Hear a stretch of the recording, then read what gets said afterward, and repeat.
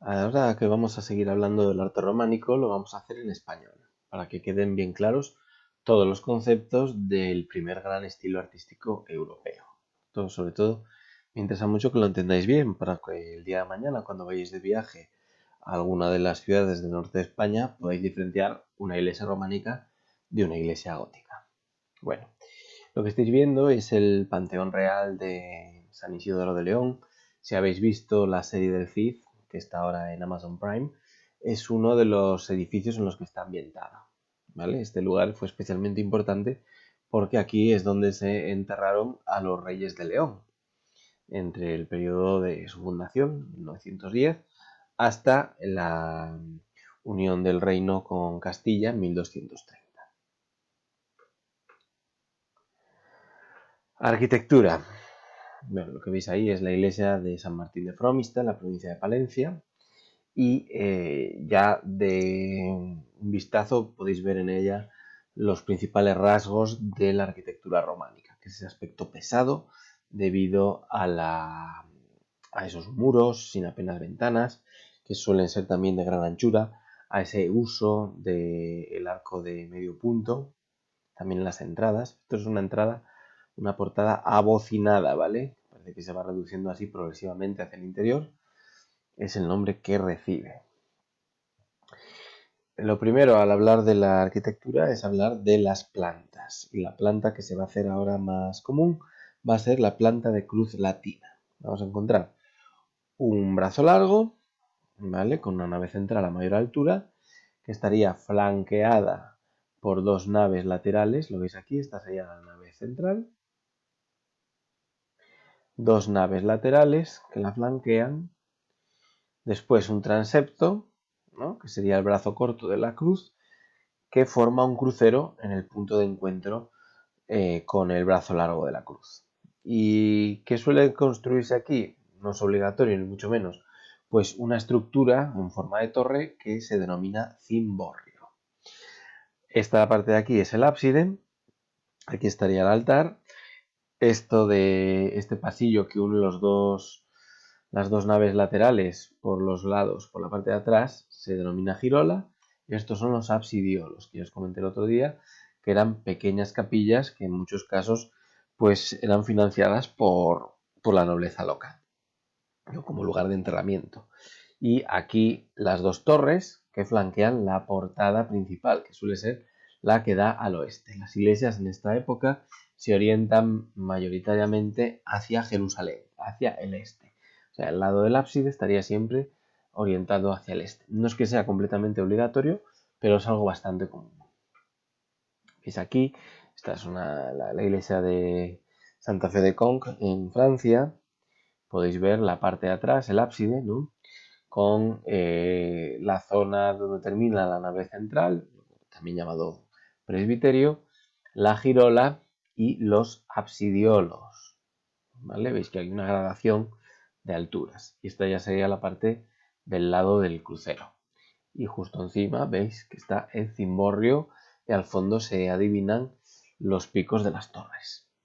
Bueno, en el caso de Saint-Sernin de Toulouse, en Francia, en el sur de Francia, es un ejemplo quizá más espectacular, ¿no? Porque en vez de ya tres naves, aquí hablamos de cinco, la lateral sigue siendo el doble de cualquiera de la central, perdón, sigue siendo el doble de cualquiera de las laterales, pero veis que ya aquí estamos hablando de una construcción mucho más grande, mucho más magnífica, ¿vale?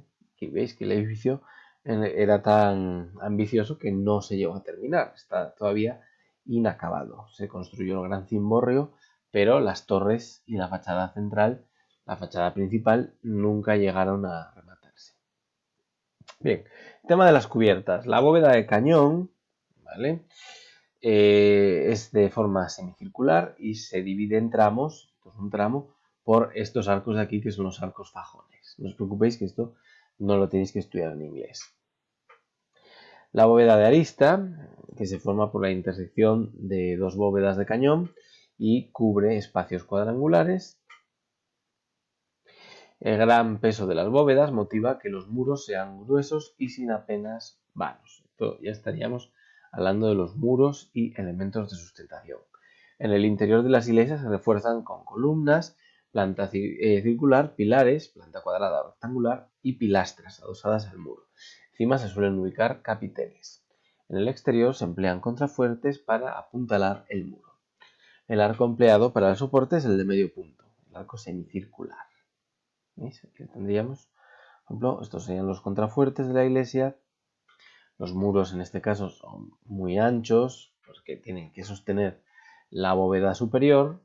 Y veremos cómo en el gótico esto se va a superar mediante un sistema de combinación de contrafuertes, arbotantes y bóvedas de crucería que van a permitir transmitir los pesos hacia el exterior, sin que recaiga tanto en el muro la necesidad de sustentar.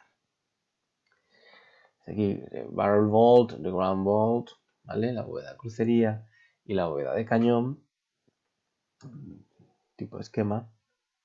Esto es uno de los capiteles que se colocan sobre las pilastras, los pilares o las columnas solían tener decoración de tipo edificante. En aquel momento tenéis que tener en cuenta que la mayor parte de la gente no sabía ni leer ni escribir, con lo cual la formación se tenía que hacer mediante imágenes, ¿vale? Entonces, en muchas de estas iglesias el interior estaba ricamente decorado, sobre todo con escenas bíblicas a fin de enseñar los riesgos del pecado.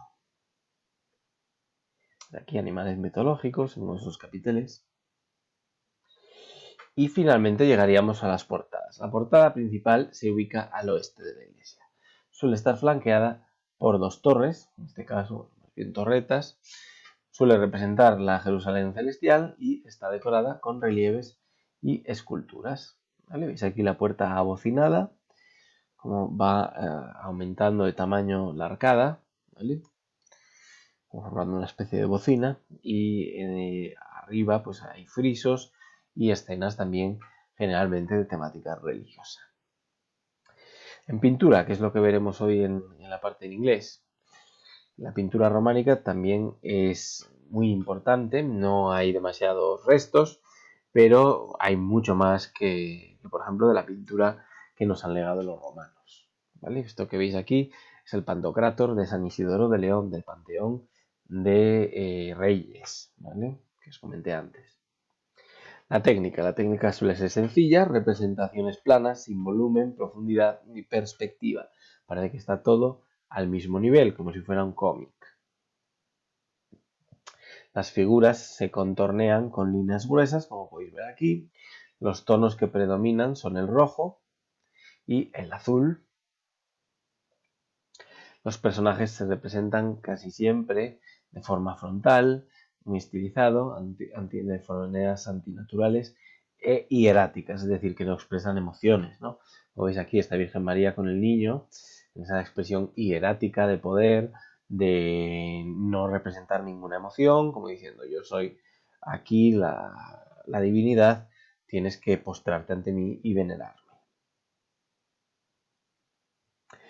Las escenas suelen adaptarse al marco arquitectónico, bóvedas, muros, etc. En este momento es verdad que sí que se suele también trazar pequeños retablos de mano, ¿no? Para transportar, como si fueran pequeños cuadros que se colocan en las iglesias, pero los principales ejemplos de arte románico, de pintura románica, los encontramos como murales en las iglesias en contextos religiosos. Vemos aquí también que hay un ordenamiento de los personajes de modo jerárquico, es decir, no es lo mismo Cristo que los apóstoles o que la Virgen María. Jesucristo suele representarse en mayor tamaño. Veis aquí, por ejemplo, la Virgen María y el Niño Jesús son representados en mayor tamaño y ocupan la escena central de este retablo. Hay una tendencia al horror vacui. ¿Qué es el horror vacui? Pues a dejar espacios blancos, ¿vale? Todo tiene que estar o coloreado o con algún tipo de representación de la vida religiosa, ¿no? Por ejemplo, aquí lo que veis es la anunciación a los pastores, ¿no? Veis que esto es una bóveda, ¿vale? De iglesia, este es el techo del Panteón de Reyes, y aquí han puesto las diferentes figuras de tal manera pues que ocupen el mayor espacio posible, ¿vale? Y también para que sea capaz cualquiera de verlo desde cualquiera de los puntos en los que está la bóveda. ¿Cuáles son los motivos que se utilizan? Pues la temática principalmente es bíblica, ¿no? Escenas bíblicas. Aquí no se habla ni de temas profanos, como puede ser la vida campestre, aunque a veces se la representa, pero casi siempre son escenas bíblicas, vidas de santos y también temas de moral edificante, es decir, que ayuden a los cristianos a lograr la salvación. Este es, por ejemplo, hablando de la escultura románica, que tampoco no es demasiado frecuente, nos encontraríamos el caso del Pórtico de la Gloria en Santiago de Compostela. El Pórtico de la Gloria hoy en día no conserva la mayor parte de su color, ¿vale? Si queréis ver una portada románica en color, tendríais que ir a la Catedral de Orense, donde está el Pórtico del Paraíso, que sí que conserva la mayor parte de los colores originales. Este es el caso de la reconstrucción del Pórtico de la Gloria en los colores originales de la Catedral de Santiago, ¿no? Veis aquí que, por ejemplo, Cristo está sedente, está sentado, rodeado, bueno, pues por toda una plétora de santos que veis en Santiago, que está justo en la columna que parte la entrada principal, representando que es el siervo del Señor, por eso está debajo. Y esto se llama parte luz, por cierto, esta columna, parte luz. Y luego, bueno, en las diferentes pilastras que bordean las puertas, pues hay más escenas de profetas, santos y otras representaciones bíblicas. Y esto sería el arte románico explicado en español.